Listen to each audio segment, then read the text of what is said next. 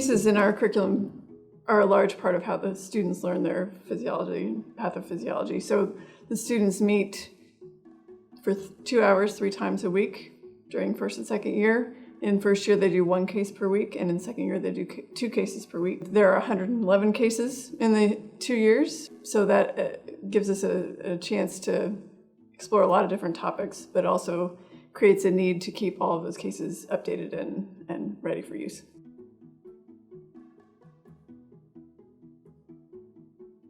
The case oversight team was created to not only update and review our current cases, but to allow a mechanism for new cases to be folded into our curriculum. The case oversight team, of which I'm the director, and we have lead editors for all the different parts of the module. Sometimes it's a whole module, sometimes it's parts of a module like cardiac or pulmonary.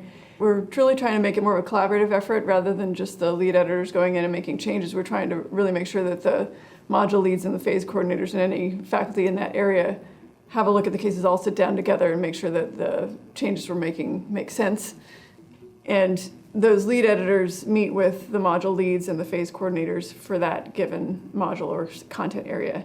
The large changes get made as a group so that the big changes are things that everyone is in agreement with. Trying to integrate our curriculum, so trying to make sure that we have some of the ethics and other things in there too. So when we can fit those into the case nicely, we try and put those in so that the students see that in a sort of real world situation as well. We are able to bring in some current things with the new cases like the opioid epidemic. We've got a case with opioid addiction, and then some of the racial disparities in healthcare. We've brought that in as well with our maternal postpartum hemorrhage, and that's much more likely to happen in this state in African Americans, unfortunately. So we try to make sure that we're having students think about a variety of things, not just the cut and dried science as well. That's a task that we kind of spread mostly among the people on the case oversight team, but sometimes we'll have specialists that will write them for us, and then we help edit them and get them to the sort of similar format to the rest of the cases. In addition to the small group learning case oversight team, we have a professionalism and ethics team. We have a well-being initiative team. We have our clinical sciences team, a simulation and ultrasound team, and also our foundational sciences team. Right? So our different curriculum teams actually represent components that we like to emphasize in our curriculum. And the leaders of these individual teams actually meet on a regular basis for a larger curriculum integration team. In addition to our faculty that help create the curriculum, we have an excellent curriculum coordinator team supporting faculty, disseminating materials to students, and then also coordinates our evaluation.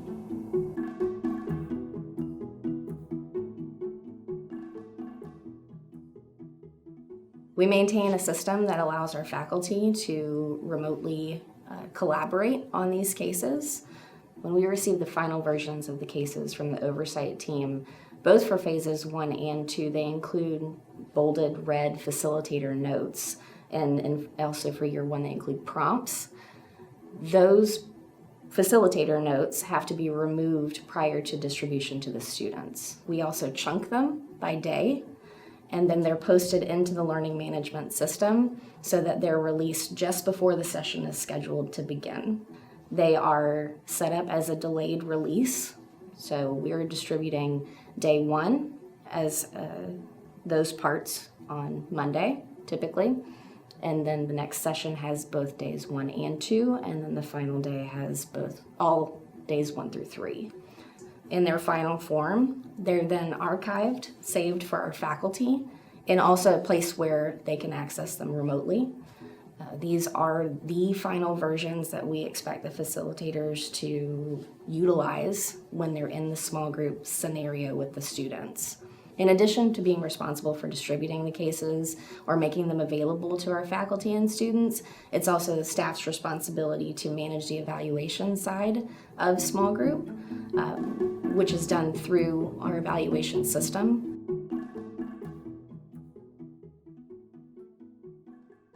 When you're facilitating, you're truly facilitating a group of students to take charge of their own learning. And our groups are facilitated by SGL facilitators. And facilitation is quite different than lecturing. I think good facilitation is really about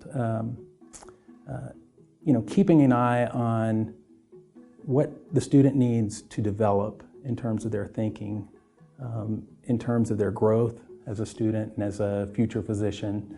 You will sometimes be talking to them and telling them things, but a lot of it is about guiding them and trying to help them figure out what they need to know in order to move to that next step in understanding the case that's before them and to help come up with the best treatment plan. And so what makes for a good facilitator, I think, is one that is thinking about the other skills that the students need to develop, their communication skills, their collegiality, their practice in terms of going out and finding good resources. And of course, the knowledge component is an important aspect of that, but it's really just keeping an eye on all the needs of the student. I like to ask questions when I feel like they have an incomplete thought, and it really could be, if it was fleshed out more, to help the group learn a lot more. Of course, all the small groups are reading the same case, even though the individual discussions might go in different directions. All of the learning objectives that the students have for the cases are the same. Well, so every group is definitely going to have a different way, since it's a group of 8 different people plus 2 different facilitators. While each group may choose different bents on the same core information, they're still getting a pretty uniform education in that small group setting. I mean, I'm only in the group that I'm in, but every group is going to go about things a little bit differently and focus on things a little bit differently. But in all of the groups I've been in, they all seem to get to the same place. We meet for 2 hours per session, 3 days a week typically. So that's about 6 hours of contact time.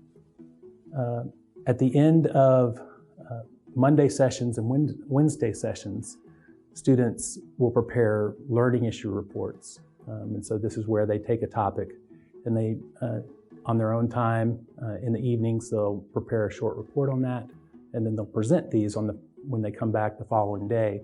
I usually take a few minutes to review those before coming in.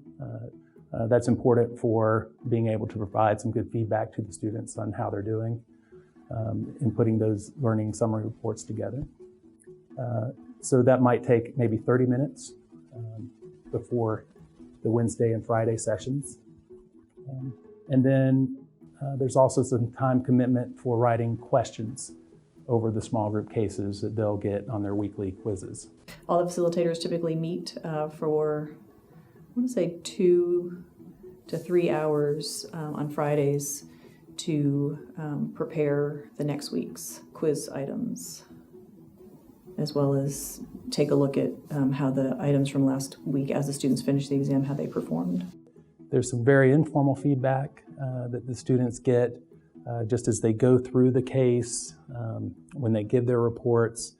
There's also times for more formalized feedback, so we have mid-module meetings with the students. Usually we meet with the students individually, and this sort of prevents there from being a sort of power dynamic in the room where you have 2 facilitators, for a student that needs to get some constructive feedback. It may feel like the facilitators are ganging up on them if we were to do it together. Those last anywhere from 15 to 45 minutes per student, and that's where we try to give them very individualized feedback. I meet with half of the students in my group, and the other facilitator meets with the other half. And I usually have them look over the general principles of the grading rubric in terms of what we're looking for, medical knowledge, professionalism, for example, and have them give me some information about how they feel they're doing in those categories, where they need to improve. And that's where we try to give them very individualized feedback on how they're doing, not just on their learning summary reports, but also, how are they interacting with other members of the team? What are they doing well? What could they improve on? and that sort of thing. And even though it's a formal exercise, we try to keep it informal in how we approach the students, very conversational. So another piece of being a small group facilitator is that we have to assess the students at the end of each module on their performance. And currently we have a rubric for doing that. The rubric is tied to the university's competencies. So we are evaluating students in their communication skills, their practice-based learning, their professionalism. They're also on their medical knowledge.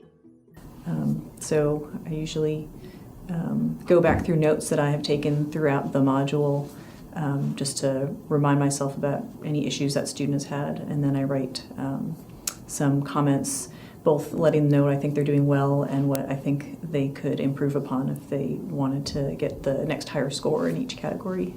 But then we also provide some written feedback, and I think of the two, probably it's the written feedback that's most valuable for the student in terms of helping them self-assess where they're at and what they can do to get better.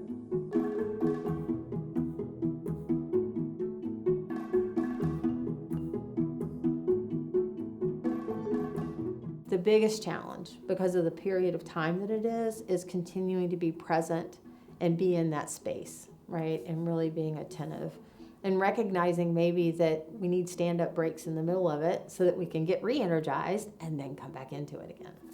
You don't have to take detailed notes, but I know it would be hard for me, and this could just be my memory issue, but taking some kind of, like, even a shorthand note, right? So maybe having a list of the students' names that are in the room, and then a quick note that you would, maybe something you noticed in particular about that student on that particular day. And then over the course of the week, now you've got a collection of notes that then you can compile together so that when it gets to midterm, right, and them giving the midterm feedback for the students, they've got something to fall back on to say, to remember what's happened over the course of that semester. Because a semester doesn't feel like a long time. There's a lot that happens. Observation is a powerful tool, right? Having the ability to go in and sit in on a few small group sessions, talking to senior faculty that have been doing this for a while, you know, getting hints and tips from them as people that have been on the ground doing this work, right? I think that that's a really powerful model too. And I think another thing that can be really powerful is getting teamed up with someone that has some experience, so that as you're learning it, then you've got somebody that you can talk to help mentor that process. What I see as an educator is a curriculum that's integrated together, right? And so you've got themes, you know, like cardiovascular, for example. That might be one unit that they're working on, or cardiopulm. And they might work on that for several weeks. But as they're working on that content, right, you've got the small groups that are focused on a case that's related to that part of the body. And then in the large group, they're picking up more specifics to help them inform the case that they're working on in small group. Then they're out in the community with community health, getting other kinds of experiences that add into that. You put the anatomy curriculum and the histology curriculum with that, all kind of focused around similar areas at the same time. That's really powerful, and that doesn't happen everywhere. And here's the thing, because of one of the research projects that I was involved in, actually with Dean Nuss and Julie Gaines and Bruce Mittendorf from St. Mary's, along with Ron Severo, we spent 2 years on the floors at the hospital in internal medicine rotation, observing our third-year students at the time do their rotations and watch how they were interacting with patients and how they were interacting with the doctors and the rest of the medical team that they were involved with.